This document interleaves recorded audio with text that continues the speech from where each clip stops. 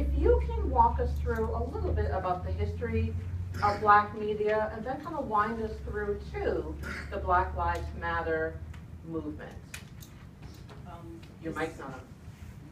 Push would be the button to hit. Okay. I've been in this business over 30 years. I know how to work this. And as Professor Beckford said, it's really going to be a little bit about the Black press. But what I wanted to talk about a little bit was how the Black press has impacted a movement, and specifically the civil rights movement. Back in the day, we had Jet magazine. I've got some copies of Jet magazine.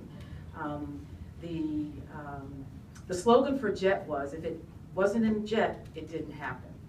For the Black community, the Jet was our Bible, okay? This is the Jet magazine. And thank you to my husband for allowing me to take some of our Jet magazines. And these are dated 2005. But as you see there, it told our story. And anything we needed to know in the Black community, we could find out in Jet magazine. The second would be Ebony magazine. Now, Ebony magazine has transformed over the years. I'm not sure there how large you see, but this was the original Ebony. It was very large. Yeah, very large. Very, very large. It talked about history, it talked about our stories, entertainment. I mean, when you look at some of this stuff, you're really not going to believe what you're reading. But our heroes were in Ebony. The news that we needed to know was in Ebony. Now, when it came to the civil rights movement, that didn't just start in the 50s or the 60s. When it comes to the media, going back to Ida B. Wells Barnett and John Russwurm. John Russwurm was the editor and founder of Freedom's Journal. Ida B. Wells was an editor, sociologist, a suffragist. She wrote about lynchings. She wrote about things that no one wanted to talk about when it came to the Black community. And this was, let's see, John Russwurm was in the 1830s, 1840s. Ida B. Wells was a little later in the probably 1890s to the early 1920s, that age there. But they chronicled the civil rights movement. If it wasn't for the media, we would never know what was going on in the Black community. Now, the picture you're seeing here, Emmett Till, and if we pass this around, it's actually this particular Jet magazine, September 19, 2005, 50 years later, Emmett Till 50 years later. It's kind of difficult to see there, but you can come up and see how we were able to tell the story. Emmett Till, if you don't know, was a young man from Chicago who went to the South to visit his family and was accused of whistling at a white woman. They later found his body in the Tallahatchie River. And as I said, the picture that you can't really see the picture there, but I'll show you the picture and you can come up and see the picture. His mother, when the body came back to Chicago, decided to leave the casket open so that people could see what they did to her son. Until you saw that, what they did to her son,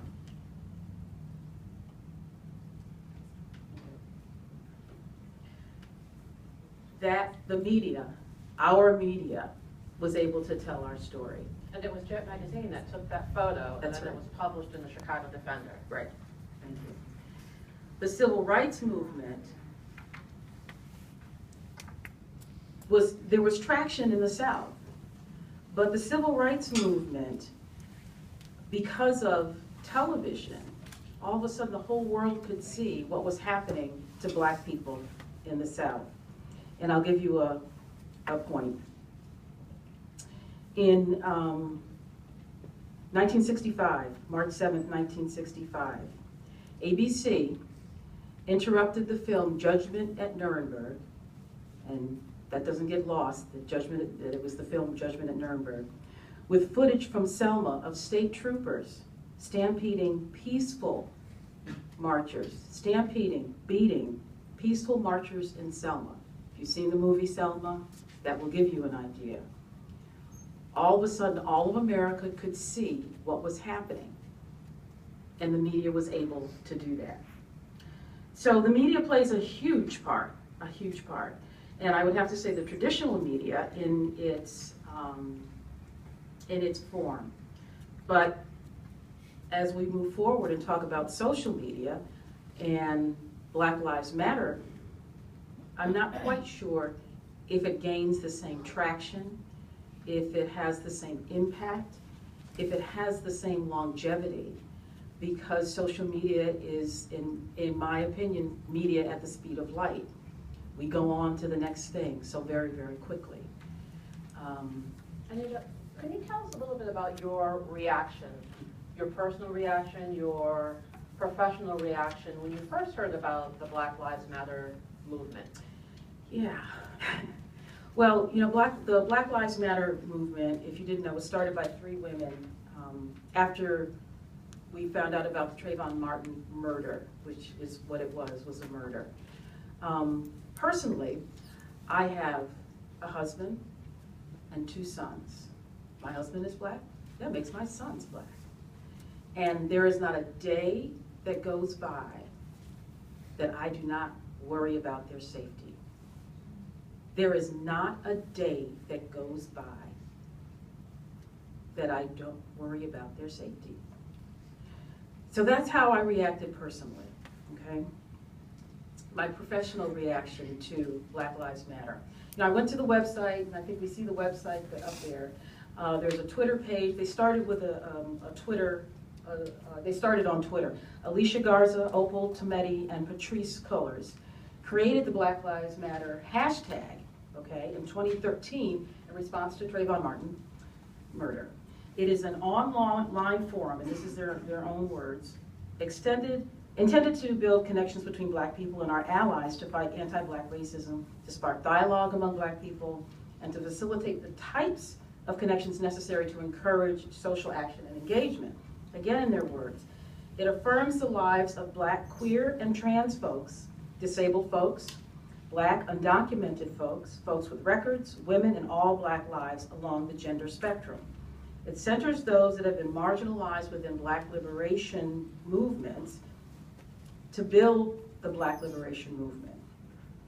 So my concern about the Black Lives Matter movement is it for everyone? What are the messages? The messages you get when you go to their website, to their Twitter page, to their Facebook page, are all kind of related.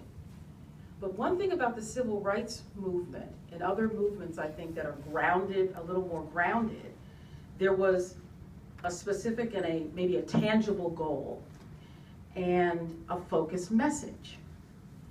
And although the messages are all in my heart and in my head correct, as a public relations strategist, and I deal with this every single day, I need to have a focused message. For the civil rights movement, it was the Civil Rights Act. It was We Shall Overcome. It was nonviolence. But with Black Lives Matter, my concern is that the message is kind of all over the place. It's all good, but it gets a little diluted.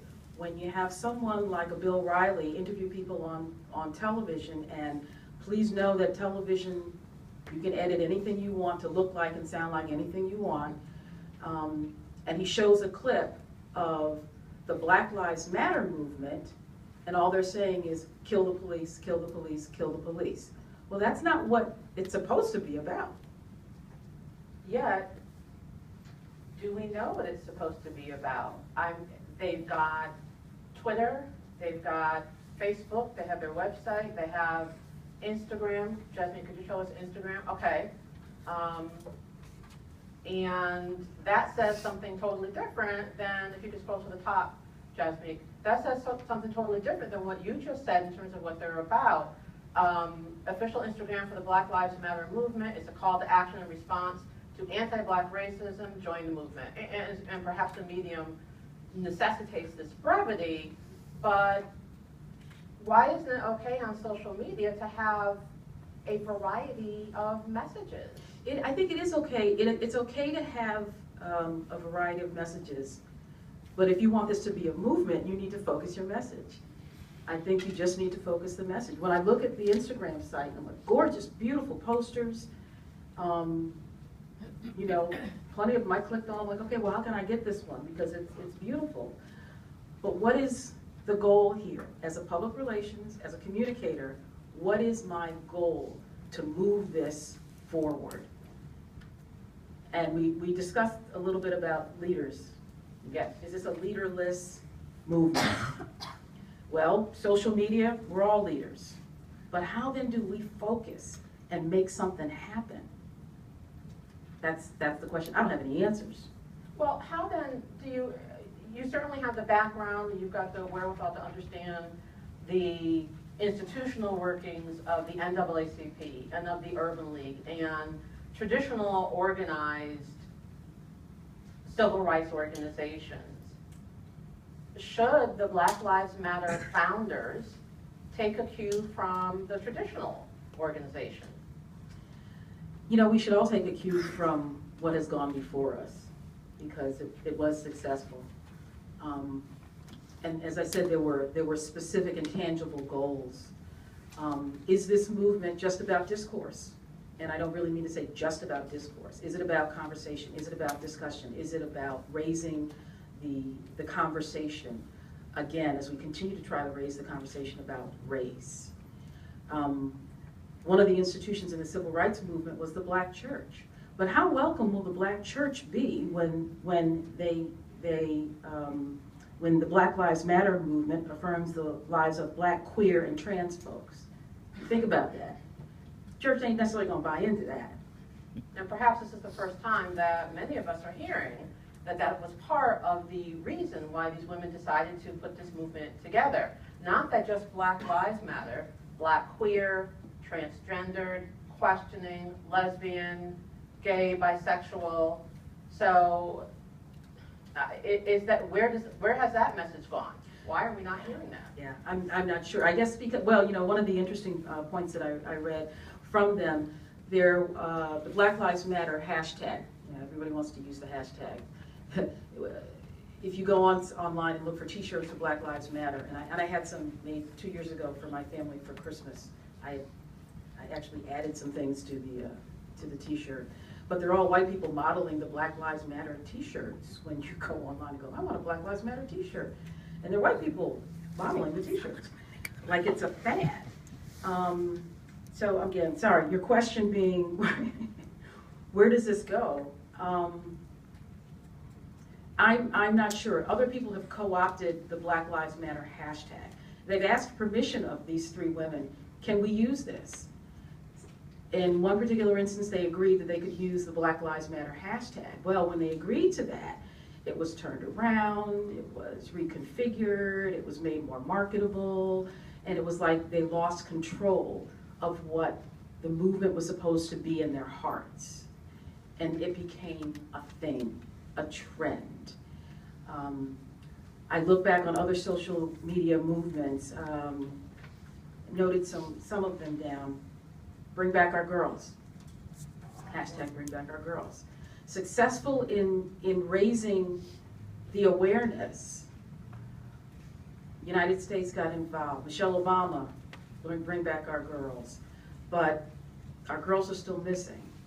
You know, that's something that we in the United States don't have a lot of control over, nor do they have control over in Africa, it seems. The Ice Bucket Challenge, very successful. The ALS Foundation didn't know what to do with the $19 million that they raised. They didn't realize that this was going to be so successful. But the goal was to raise money for research. It was a goal. Some people just did it because it was cool to do. It was fun to do. But they raised $19 million. So they had a goal. Okay? That is also over. Yeah. And I'm wondering, since we're talking about hashtags, Speed of light. Talk to us about the speed of light. When I say hashtag and you think speed of light, well, what does that mean? You know, in my job, we do a lot of events at United Way. One coming on Friday, Best of Awards. would like to attend. And we have, we live stream what's going on, live tweet, posting, a big screen. It's all part of the excitement of the event. At 10 o'clock on Friday night, that event's over. It's over. You know, it's the